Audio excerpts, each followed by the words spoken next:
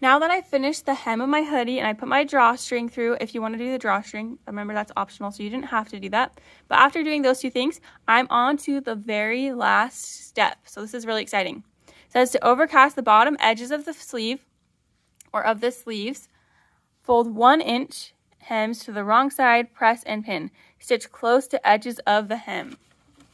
So if I look at my sleeve right here, I'm going to overcast, which another word for that is to serge. So I'm going to serge this seam right here, and then I will fold it under 1 inch, just like I did with my hem, and also close to the edge, just like I did with my hem. So let's get into that. We'll start with serging. Just like we do always when we do the serger, I'm going to turn my serger on, so you can do that with this switch over here. And then after that, I'm going to just use my foot pedal, my fingers out of the way of the knife for sure. I'm going to use my foot pedal to make sure that a chain will come out when I press it. So once I've seen that this chain comes out, I know my machine is threaded correctly. If it's not threaded, then go get me, Mrs. Taylor, and I will help you if you need help with that. Okay, now I'm going to go ahead and serge this, and this is going to be similar to the bottom of the hoodie, except for it's a lot smaller. So it's a much smaller loop that we're doing, so it's going to be a little trickier in that way.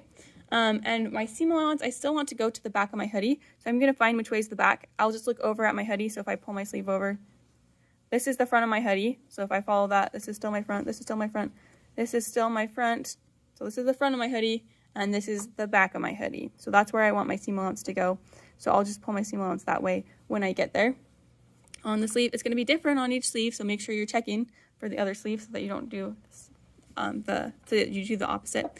And to serge, I'm just going to have to, because there's not like because it's a loop and there's not an edge that we're starting at, I'm going to have to come in at an angle and straighten out before I get to the blade. So I'll do that just like I did with the hood, and then we'll go all the way around.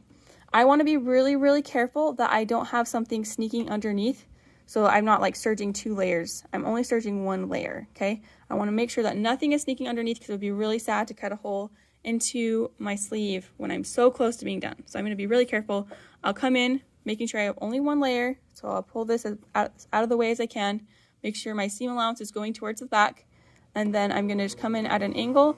I'm going to keep my other hand out of the way because I don't want to cut it, and I'll just feed it until it starts grabbing it. Then I'm going to come in and I'm going to straighten everything out so I don't cut into my fabric where I don't want to.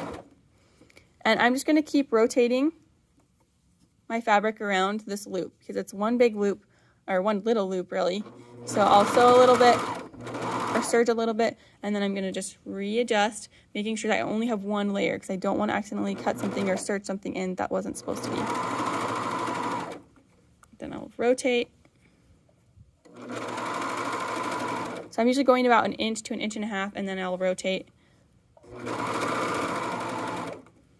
Rotating again. You can see I'm making my way around.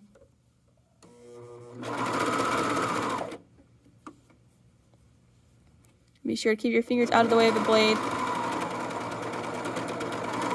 You can just serge off once you're done. I'll trim that guy. You're going to do the same thing for your other sleeve, so just the exact same thing. Just double check which way your seam allowance is going. You want to go towards the back, and it'll be like this. Once you're done, go ahead and empty out your tray and all these threads so that it's nice and ready to go for the next person. When you're done using the serger, just make sure to turn it off, and you can do that by just hitting this switch down here.